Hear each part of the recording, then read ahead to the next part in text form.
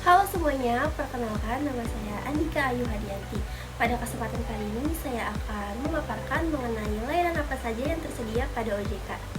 Nah, dalam menjalankan tugasnya, OJK sendiri menyediakan berbagai macam fitur layanan untuk mendukung terciptanya industri keuangan yang sehat, transparan, dan akuntabel. Nah, layanan ini mencakup pengawasan lembaga keuangan, edukasi dan perlindungan konsumen, pelayanan pengaduan, serta digitalisasi layanan keuangan. Pada layanan-layanan tersebut, OJK berperan sebagai jembatan antara masyarakat dan institusi keuangan, sekaligus sebagai pengawas dan penggerak inovasi dalam sistem keuangan nasional. Nah, sebelum kita masuk ke pemaparan mengenai layanan-layanan apa saja yang tersedia, di sini saya akan menyebutkan beberapa layanan-layanan yang nantinya akan saya bahas. Sebelumnya memang di OJK sendiri memiliki sangat banyak layanan, ya teman-teman semua. Untuk itu, pada kali ini ada 12 layanan yang akan saya jelaskan satu persatu. Yang pertama itu ada licensing, yang kedua ada e-reporting, yang ketiga ada SPE, yang keempat ada SIPO, yang kelima ada Apollo, yang keenam ada Sprint, yang ketujuh ada si pelaku, yang ke-8 ada si kepo, yang ke-9 ada APPK, kemudian yang ke-10 ada si peduli, yang ke-11 ada OJK Gesit, dan yang terakhir ada Satgas Pasti. Nah, yang pertama itu ada e-licensing. E-licensing merupakan sistem perizinan elektronik yang dikembangkan oleh OJK. Nah, untuk tujuannya, e-licensing ini bertujuan untuk memfasilitasi proses perizinan, persetujuan, dan pelaporan secara digital di sektor jasa keuangan. Sistem ini itu bertujuan untuk meningkatkan efisiensi, transparansi, dan akuntabilitas dalam pengajuan izin, usaha, dan pelaporan oleh pelaku industri keuangan. Nah, e-licensing dari OJK ini menawarkan berbagai fitur untuk mempermudah proses perizinan, antara lain yang pertama itu untuk mengajukan permohonan, pelacakan status, notifikasi elektronik, dan juga dokumentasi digital. Yang kedua ada e-reporting. E-reporting ini merupakan sistem pelaporan elektronik yang dikembangkan oleh OJK untuk memfasilitasi penyampaian laporan dari lembaga jasa keuangan secara digital. Nah, e-reporting OJK ini dirancang untuk mempercepat proses penyampaian laporan. Yang kedua, untuk mengurangi penggunaan dokumen fisik. Yang ketiga, untuk meningkatkan akurasi dan konsistensi data. Yang keempat, untuk memudahkan pemantauan dan pengawasan oleh OJK. Nah, lembaga jasa keuangan dapat menyampaikan berbagai jenis laporan, yaitu laporan keuangan berkala, laporan kepemilikan saham, laporan hasil penawaran umum, dan laporan terkait aksi korporasi. Nah, selanjutnya ada SPE.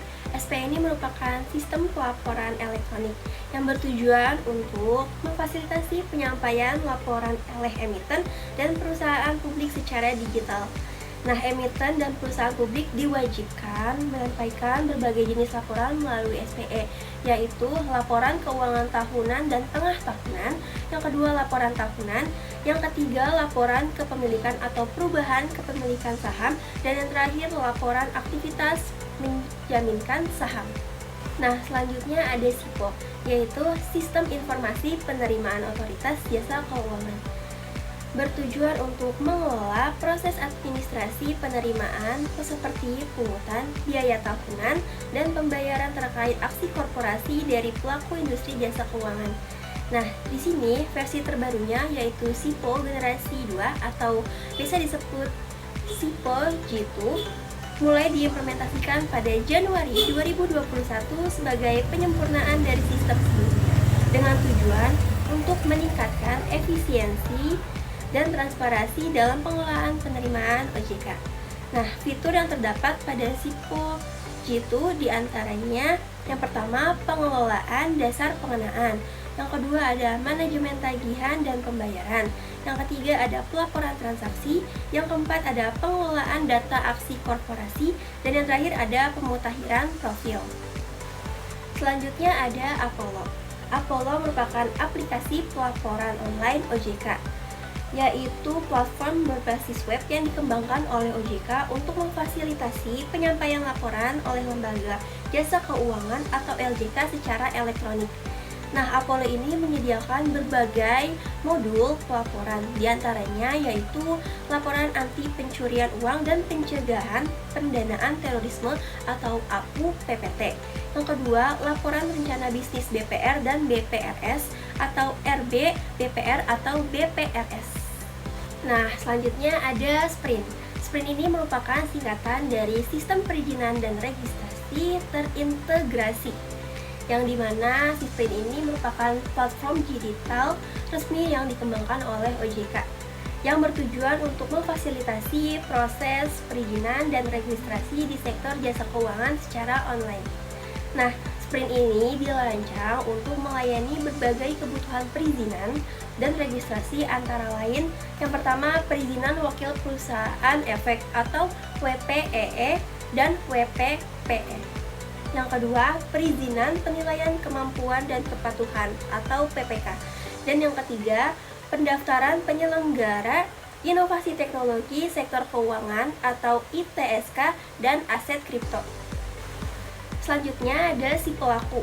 Si pelaku oleh OJK ini adalah singkatan dari Sistem Informasi Pelaku di Sektor Jasa Keuangan, yang bertujuan untuk mengelola dan menyajikan data rekam jejak pelaku di sektor jasa keuangan. Si pelaku dirancang untuk yang pertama, mencatat dan mengelola rekam jejak pelaku, yaitu menyimpan informasi mengenai individu atau entitas yang memiliki hubungan dengan lembaga jasa keuangan, termasuk riwayat perilaku dan kepatuhan mereka. Yang kedua, untuk mencegah dan menanggulangi fraud. Di sini menjadi alat deteksi dini terhadap potensi penipuan atau pelanggaran di sektor keuangan. Dan yang ketiga itu dirancang untuk meningkatkan kepercayaan publik, memberikan akses kepada masyarakat untuk mengetahui rekam jejak pelaku di sektor keuangan. Kemudian layanan berikutnya ada si Kepo.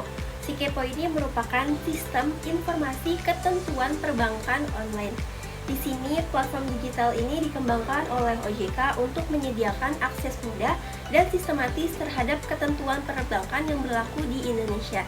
Nah, si Kepo ini merupakan aplikasi yang dirancang untuk membantu pengguna baik dari kalangan internal OJK maupun masyarakat umum dalam mencari dan memahami regulasi perbankan secara efisien.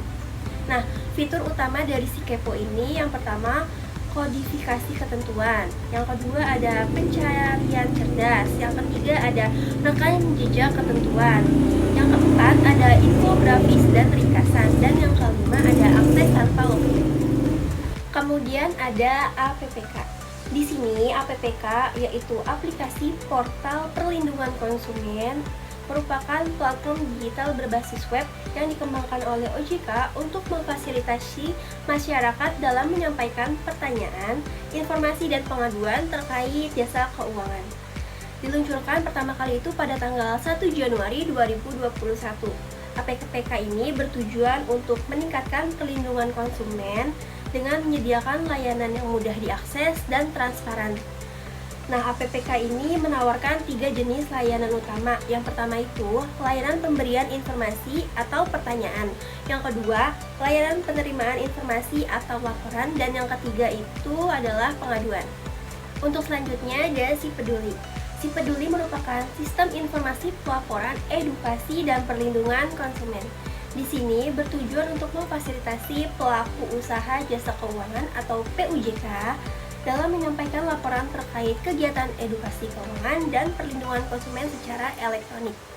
Nah, Si Peduli ini dirancang untuk mengakomodasikan berbagai jenis pelaporan dari PUJK sendiri, antara lain yang pertama itu laporan perencanaan dan pelaksanaan edukasi keuangan, yaitu PUJK dapat menyampaikan rencana dan realisasi kegiatan edukasi keuangan yang ditujukan kepada masyarakat. Yang kedua, laporan pelayanan pengaduan konsumen. Nah, di sini mencakup data dan informasi terkait penanganan pengaduan konsumen oleh PUJK. Dan yang ketiga, laporan penilaian mandiri implementasi perlindungan konsumen. Nah, PUJK melakukan self-assessment terhadap penerapan prinsip-prinsip perlindungan konsumen dalam operasional mereka. Kemudian untuk selanjutnya ada OJK Gesit. OJK Gesit atau Gerbang Elektronik Sistem Informasi Keuangan Digital ini merupakan platform digital yang dikembangkan oleh Otoritas Jasa Keuangan sebagai media informasi dan komunikasi antara OJK dan industri inovasi keuangan digital. Dan yang terakhir ada Satgas Pasti. Satgas Pasti merupakan satuan tugas pemberantasan aktivitas keuangan ilegal, adalah forum koordinasi lintas kementerian dan lembaga yang dibentuk untuk mencegah serta menangani kegiatan usaha tanpa izin di sektor keuangan. Nah, Satgas Pasti ini bertujuan untuk melindungi masyarakat dari kerugian akibat aktivitas keuangan ilegal melalui yang pertama itu ada pencegahan, yaitu edukasi dan sosialisasi kepada masyarakat. Kedua, melakukan pemantauan dan pendataan potensi kegiatan ilegal. Yang ketiga, publikasi legalitas entitas usaha. Dan yang keempat, rekomendasi kebijakan kepada otoritas terkait. Kemudian, yang kedua itu melakukan penanganan dengan inventarisasi dan klarifikasi kasus dugaan kegiatan ilegal. Yang kedua, menganalisis dan rekomendasi tindakan lanjut terhadap lembaga berwenang. Dan yang ketiga, pemantauan dan evaluasi atas penanganan entitas ilegal. Kemudian yang terakhir, melakukan pelaporan kepada penegak hukum. Nah, dari pemaparan mengenai layanan OJK yang tersedia, dapat disimpulkan bahwa OJK menyediakan berbagai macam layanan digital untuk mendukung pengawasan, pelayanan publik, dan perlindungan konsumen di sektor jasa keuangan. Secara keseluruhan, layanan-layanan ini bertujuan untuk meningkatkan transparansi, efisiensi, literasi keuangan, serta menciptakan sistem keuangan yang sehat, adil, dan inklusif. Demikian pemaparan mengenai layanan OJK yang telah saya sampaikan. Kurang lebihnya mohon maaf. Sekian, terima kasih.